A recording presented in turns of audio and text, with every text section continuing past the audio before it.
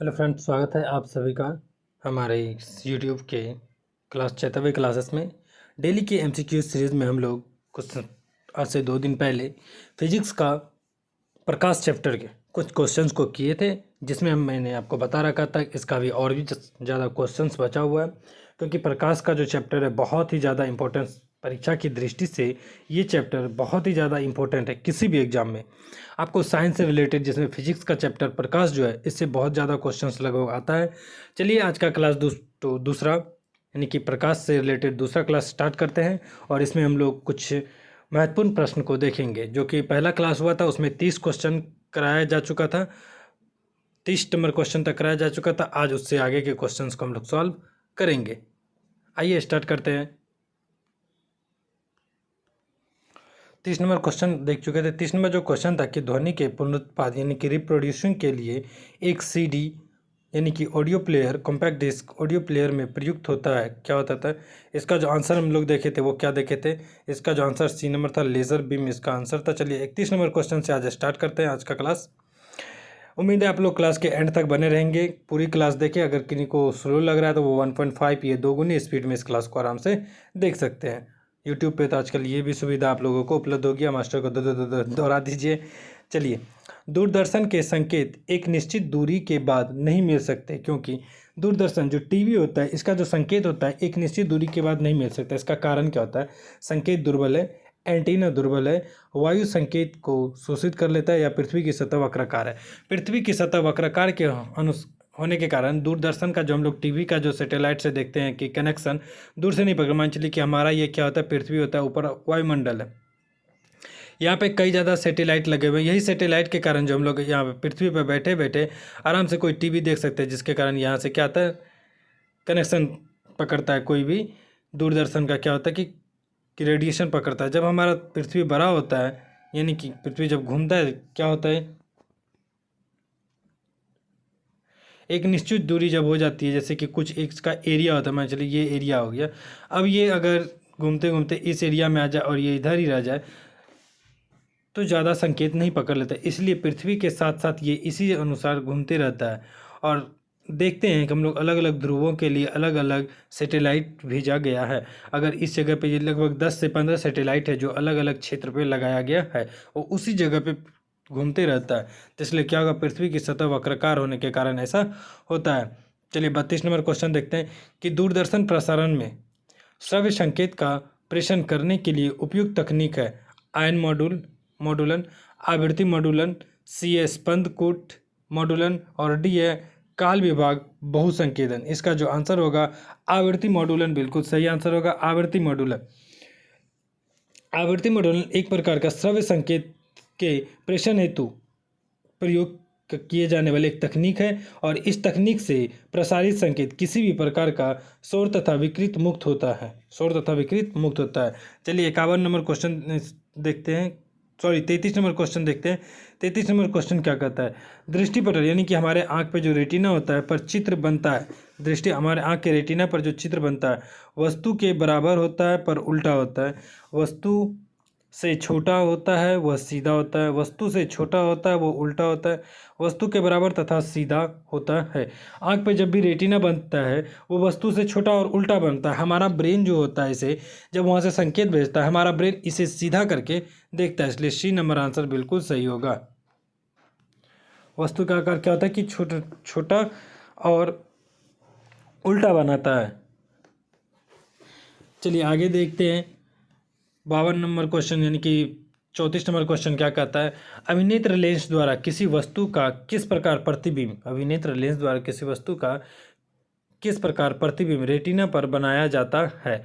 सीधा तथा वास्तविक, सीधा तथा आभासी, उल्टा तथा वास्तविक, और उल्टा तथा आभासी। इसका जो आंसर होगा सी नंबर उल्टा तथा वास्तविक सही आंसर होगा। चलिए 35 नंबर क्वेश्चन देखते हैं।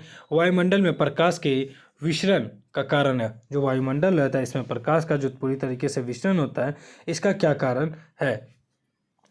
ए नंबर रहता है कार्बन डाइऑक्साइड, बी है धूलकण, सी है हीलियम, और डी है जल वाष्प। वायुमंडल में जो प्रकाश का जो पूरी तरीके से हम लोग विसरण देखते हैं कि अलग अलग जगहों पे पूरा विस्तृत कर दिया जाता है, ये धूल कणों से टकराने के वजह से हमें देखने को मिलता है। जब धूल कण से ये टकराता है तो प्रकाश अलग अलग क्षेत्रों में, कुछ प्रकाश सीधे निकल जाती है, कुछ प्रकाश क्या होता है उससे टकरा करके अगल बगल क्षेत्र में फैल जाता है। तो इसलिए इसका आंसर क्या होगा, धूल कण होगा।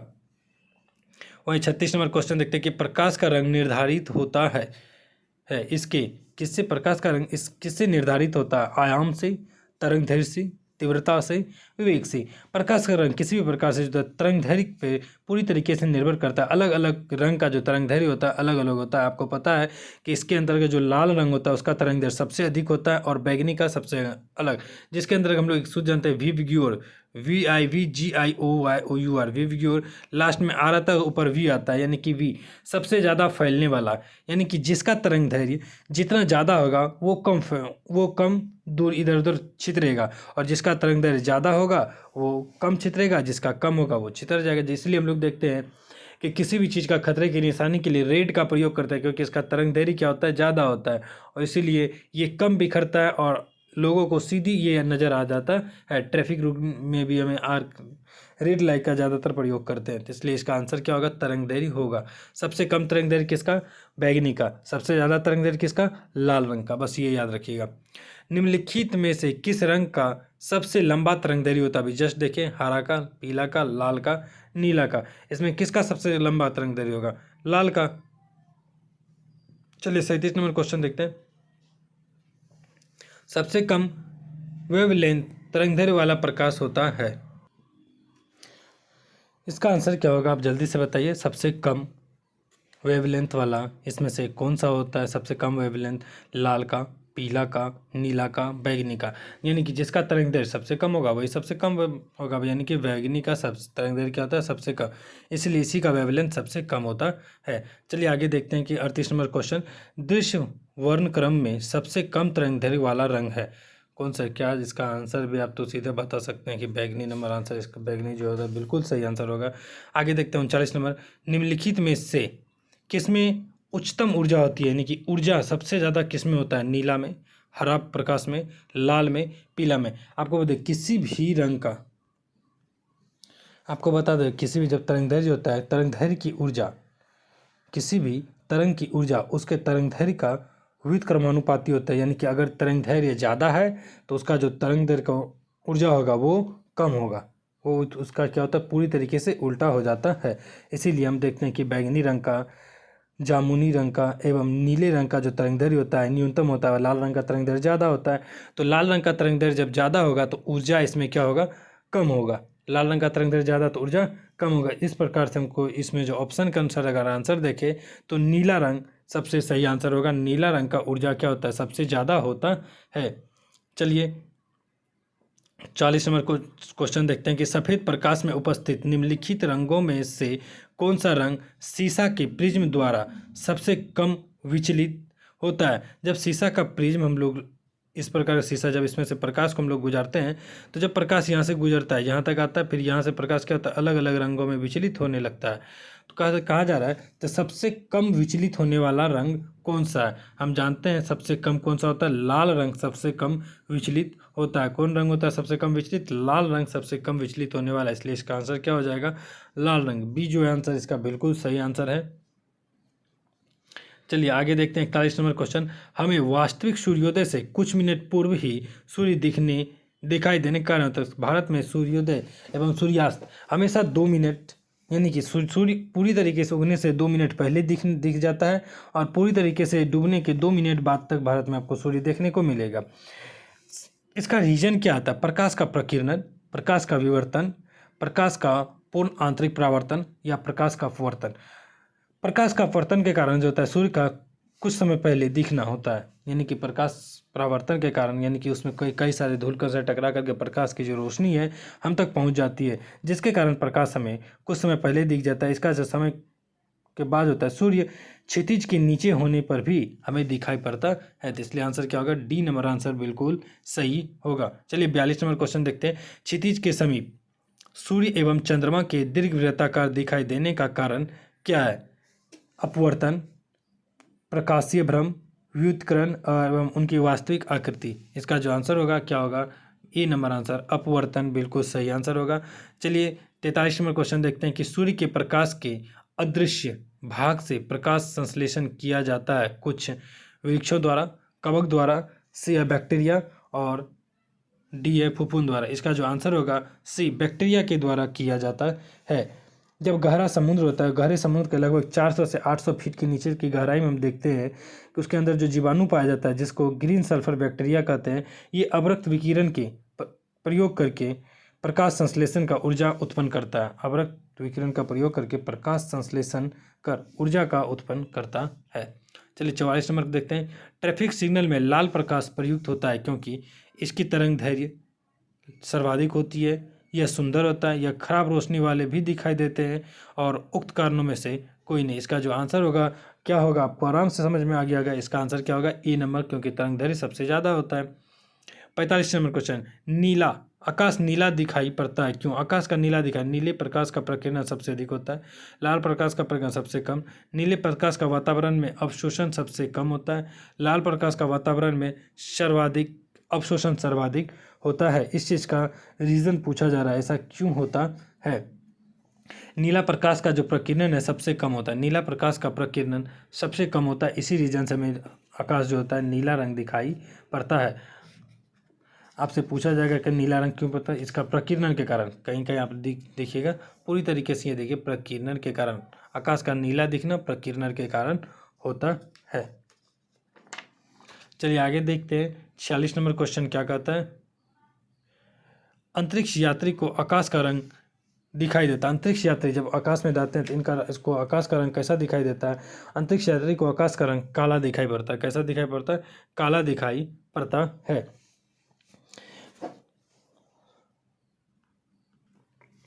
चलिए आगे देखते हैं इसका आंसर 47 नंबर क्या है। वाहनों में पृष्ठ दृष्टि यानी कि पीछे देखने के लिए रूप में किस दर्पण का प्रयोग किया जाता है? हम लोग देखते हैं ट्रक सबका, कोई भी गाड़ी देते हैं, गाड़ी बस, मान चलिए ये बस है, अरे उल्टा बन गेली से,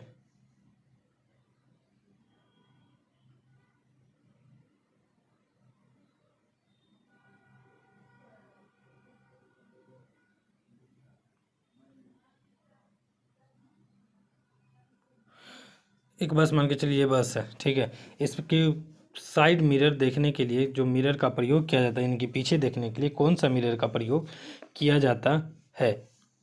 समतल का, उत्तल का, अवतल का, प्रदीप्त का। साइड मिरर देखने के लिए हमेशा उत्तल का प्रयोग किया जाता है। उत्तल, कौन सा प्रयोग करता है? उत्तल दर्पण का प्रयोग किया जाता है। उत्तल दर्पण के प्रयोग से पीछे की ओर देखा जाता है। वहीं 48 नंबर क्वेश्चन है, दाढ़ी बढ़ाने के लिए काम में लेते हैं, जो हम लोग देखते हैं कि दाढ़ी बनाना रहता है, पुरुष लोग दाढ़ी बनाते हैं या फिर किसी भी चीज़ में आईने में हम लोग फेस वॉश देखते हैं, तो वो किस प्रकार के दर्पण का प्रयोग करते हैं? अवतल, समतल, उत्तल, अवतल दर्पण का प्रयोग करते हैं। अवतल दर्पण का प्रयोग करते हैं क्योंकि अवतल दर्पण का जो होता है ये एक प्रकार से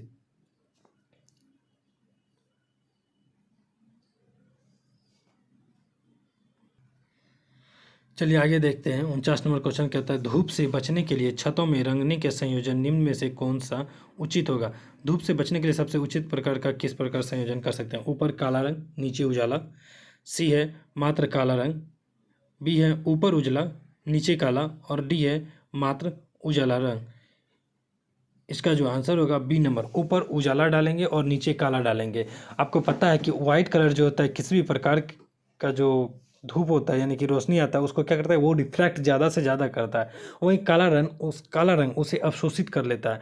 अगर हम छत, मान चलिए ये छत है, इस पर हम लोग अलग अलग कलर से, मान चलिए ऊपर अगर वाइट रंग से हम लोग इसको पेंट कर दें और नीचे काला रंग डाल दें, नीचे कौन सा रंग डाल दें?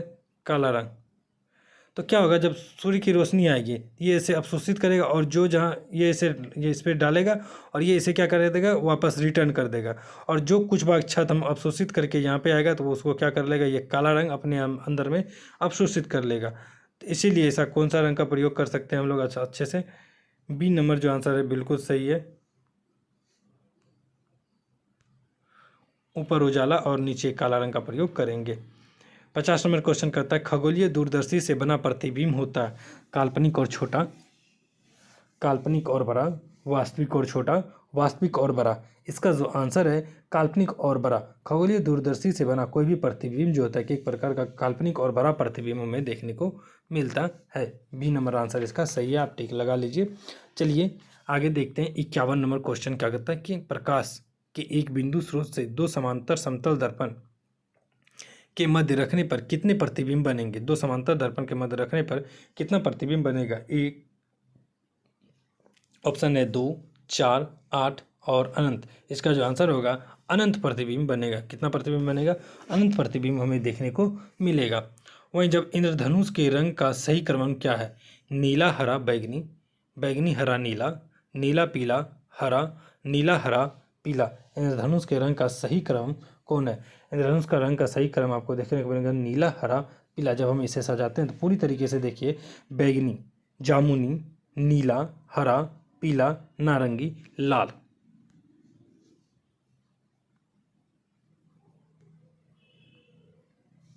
सबसे पहले कौन आता है, विविग्योर वायलेट।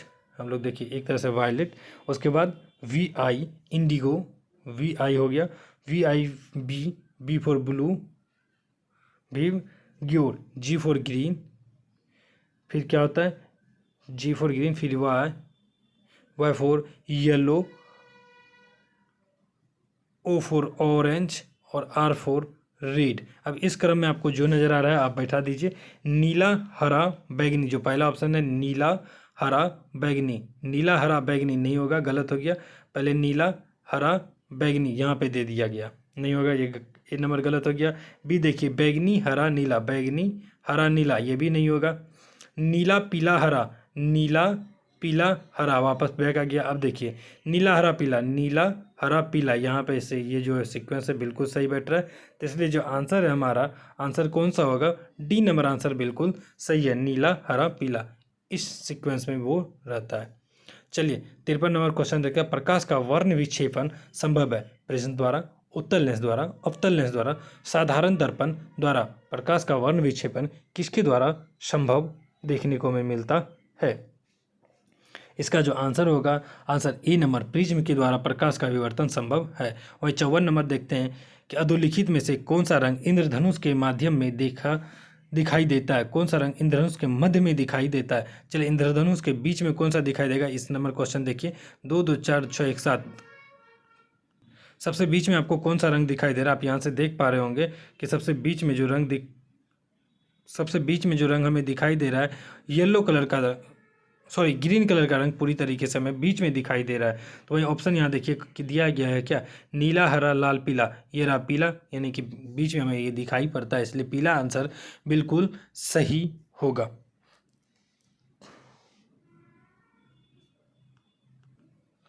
पीला नहीं, ग्रीन, यहाँ पे कौन दिखाई दे रहा है, ग्रीन दिखाई दे रहा है, इसलिए ग्रीन होगा आंसर। क्या होगा, ये नहीं होगा, इसका ग्रीन, इसका आंसर जो होगा वो हरा होगा। गलती से मैंने पीला मार दिया था, जो कि बीच में आता है ग्रीन, ग्रीन के बाद येलो आता है ना। चलिए आगे देखते हैं 55 नंबर। इंद्रधनुष के दोनों सीमांत वनपट्टी होते हैं, यानी कि स्टार्टिंग और एंड पूछ रहा है, उस पर कौन सा होता है, बैगनी और लाल। स्टार्टिंग और अंत क्या होता है, नीला नहीं होता, बैगनी से शुरू होता है और लाल से खत्म होता है। विविग्यू और वायलेट और आर से कौन सा होता है, आप समझ गए होंगे, आर से रेड होता है। डी नंबर आंसर इसका बिल्कुल सही होगा। चलिए 56 नंबर क्वेश्चन देखते हैं। दोपहर के 12 बजे किस दिशा में इंद्रधनुष दिखाई देगा, पश्चिम में, दक्षिण में, पूर्व में, यह नहीं दिख सकता। दोपहर के 12 बजे में किस दिशा में, आंसर होगा डी, क्योंकि 12 बजे क्या होता है, सूर्य हमारे सर के ऊपर होता है और सर के ऊपर जब होगा तो जब तक रोशनी, हमें इंद्रधनुष कब दिखाई पड़ता है, जब बारिश की वर्षा की बूंदों से होकर के रोशनी निकलती है और सूर्य की उल्टा दिशा में हमें दिखाई पड़ता है। जब ऊपर से होगा तो वो जब उल्टा दिशा नीचे की ओर कैसे हमें देख सकते थे, इसलिए ये दिखाई ही नहीं देगा। 57 क्वेश्चन। जल में वायु का बुलबुला किसकी भांति व्यवहार करेगा, वह है उत्तल दर्पण। वायु का जो बुलबुला बन जाता है, आप देखते हैं कि पानी के अंदर में गोल गोल सा बुलबुला बन जाता है, ये किसकी जैसे कार्य करता है, उत्तल दर्पण, उत्तल लेंस, अवतल दर्पण, अवतल लेंस। ये जो होता है अवतल दर्पण, सॉरी अवतल लेंस की तरह कार्य करने लगता है। किसकी तरह, अवतल लेंस की तरह कार्य करने लगता है। डी नंबर आंसर इसका जो होगा बिल्कुल सही होगा। ये किस प्रकार से कार्य करता है, अवतल लेंस की तरह। वही पानी का अपवर्तनांक वायु से अधिक होता है, इसलिए जल में डूबे हुए बुलबुले का जो लेंस की प्रकृति बदल जाता है। 58 देखते हैं कि जल के अंदर वायु का बुलबुला व्यवहार करता है द्विफोक्सी लेंस जैसा, अपसारी लेंस जैसा, अभिसारी लेंस जैसा और शंक्वाकार लेंस जैसा। कैसा व्यवहार करेगा? अपसारी लेंस के जैसा व्यवहार करता है। एक समतल दर्पण की वक्रता त्रिज्या होता है। कोई समतल दर्पण है, उसकी वक्रता त्रिज्या क्या होगी? 0, 1, अनंत और 1 और अनंत के बीच इसका जो वक्रता त्रिज्या होगा अनंत होता है। कैसा होता है? वक्रता त्रिज्या अनंत होता है। 60 नंबर, दृष्टि दोष निवारण के लिए काम में लाया जाता है। दृष्टि दोष के निवारण के लिए काम में लाया जाता है। कौन सा दृष्टि दोष? दूर दृष्टि दोष। जब दूर दृष्टि होगा तो कौन सा होगा? उत्तल होगा। दूर दृष्टि दोष के लिए हम क्या देखते हैं? उत्तल दर्पण, उत्तल लेंस, अवतल दर्पण या फिर अवतल लेंस। इसका जो होगा उत्तल लेंस होगा। उत्तल लेंस याद रखिएगा। दूर यानी कि हमसे बहुत दूर है, यानी कि हम जो एक इशारा करते हैं ऊ जो लड़का है यानी कि दूर है तो ऊ बोलते हैं, तो सीधा रखिए, इसको याद रखिए। दूर दृष्टि दोष के लिए उत्तल यानी कि उस तल में है तो उत्तल लेंस, और नज़दीक दृष्टि के लिए अवतल। अब आ गया, मतलब समझिए अब आ गया। इस शॉर्टकट ट्रिक से हम लोग ऐसे हम याद किए हुए हैं। चलिए 61 नंबर क्वेश्चन देखते हैं कि निकट दृष्टि दोष दूर करने के लिए निम्नलिखित में से कौन सा लेंस प्रयोग किया जाता है? निकट दृष्टि दोष के लिए किस लेंस का प्रयोग किया जाता है? उन्नतोदर, नतोदर, वर्तुलाकार और इनमें से कोई नहीं। निकट दृष्टि दोष के लिए जो होता है नतोदर, यानी कि इसी को दूसरी भाषा में अवतल या अपसारी लेंस कहते हैं। इसको क्या कहते हैं? अवतल या अपसारी लेंस भी कहते हैं नतोदर को। नतोदर को ही अवतल, आप खोज रहे होंगे अवतल, अवतल तो नहीं मिला, इसलिए इसका जो आंसर होगा नतोदर या कि कॉन्केव व्यू हम बोलते हैं। चलिए 62 नंबर क्वेश्चन देखते हैं कि निकट दृष्टि दोष को ठीक किया जाता है। अब बस सेम क्वेश्चन हो गया। उत्तल क्या होगा? दूर दृष्टि दोष के लिए होता है, ये तो होगा नहीं। अवतल लेंस, बस मिल गया आंसर हमारा जो है अवतल लेंस। किस प्रकार का लेंस का प्रयोग किया जाएगा? अवतल लेंस। चलिए 63 नंबर क्वेश्चन देखते हैं कि मायोपिया यानी कि निकट दृष्टि दोष को ठीक किया जाता है। निकट दृष्टि दोष का दूसरा नाम मायोपिया भी है और दूर दृष्टि दोष का दूसरा नाम हाइड्रोपिया है। याद रखिएगा, ये तो मायोपिया और हाइड्रोपिया कभी कताला में से डायरेक्ट पूछ देता है कि मायोपिया दृष्टि दोष के लिए किस चीज़ का प्रयोग कर देंगे, तो कौन सा लेंस होगा? अवतल लेंस होगा। वही निकट दृष्टि दोष की रोग मुक्ति होती है। सेम कोई क्वेश्चन है, निकट दृष्टि दोष की रोग मुक्ति किस से होता है? सेम क्वेश्चन आपको इसलिए देखने को मिल रहा है ज़्यादा से ज़्यादा कि अगर ज़्यादा से ज़्यादा क्वेश्चन देखते हैं अलग अलग तरीका से, हमें वो चीज़ होता है याद बैठ जाता है, हमारे दिमाग में वो चीज़ बैठ जाता है, इसलिए कुछ कुछ क्वेश्चन जो है सेम डाल दिया गया है। आप इसे कमेंट में आंसर दे, इसका क्या होगा आंसर? निकट दृष्टि दोष के लिए किस प्रकार के लेंस का प्रयोग करते हैं? ऑप्शन दिया गया, आप आराम से बता सकते हैं। 66 नंबर क्वेश्चन देखते हैं कि पढ़ने में काम आने वाले गिलासों के किस प्रकार के लेंस से बने होते हैं?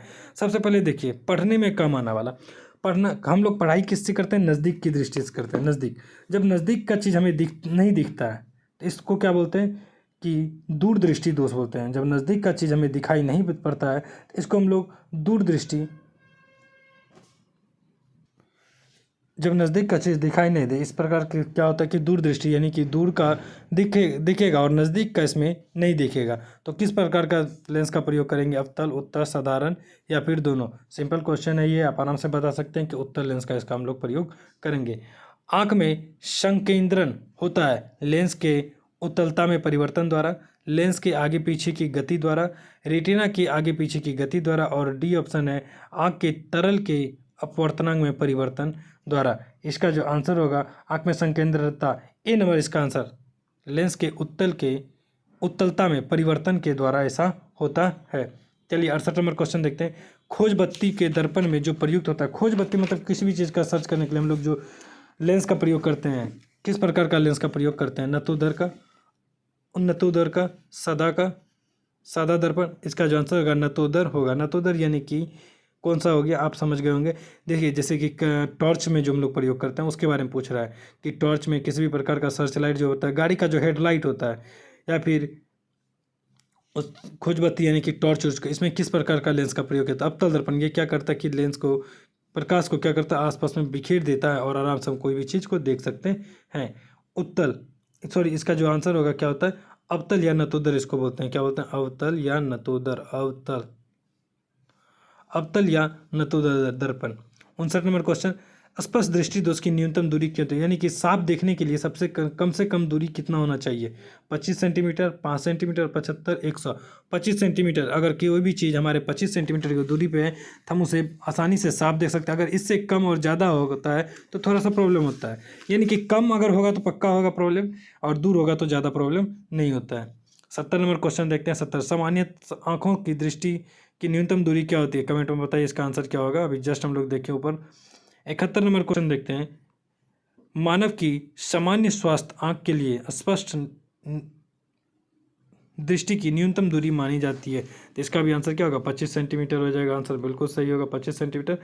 चलिए 72 नंबर क्वेश्चन देखते हैं कि 72 नंबर क्वेश्चन क्या कहता है। आंख के लेंस का फोकस दूरी किसके कार्य से परिवर्तित होता है? आँख का जो लेंस होता है इसका फोकस दूरी किसके कार्य के कारण क्या होता है कि परिवर्तित हो जाता है, बदल जाता है? पुतली से, रेटिना से, सीलियरी मांसपेशी से, आइरिस से। जैसे कैमरा में हम लोग उसका जो लेंस का प्रयोग करते हैं, जूम इन जूम आउट, उसी प्रकार से यहाँ पे होता है। किससे हो जाता है फोकस दूरी? सीलियरी मांसपेशी के कारण। सीलियरी मांसपेशी के, इसका जो सही आंसर होगा सीलियरी मांसपेशी, बिल्कुल सही होगा। सीलियरी मांसपेशी ही क्या करता है?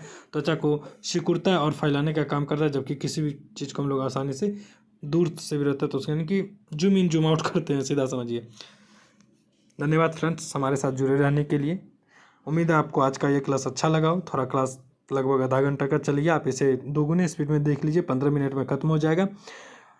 ये आपको आगे कई सारे एग्जाम में मदद करेगा। एक आध क्वेश्चन और आप लोग सॉल्व कर लीजिएगा। एक लेंस का जो सूत्र होता है P=1/P, यानी पावर =1/, फोकस, ये आप याद कर लीजिएगा।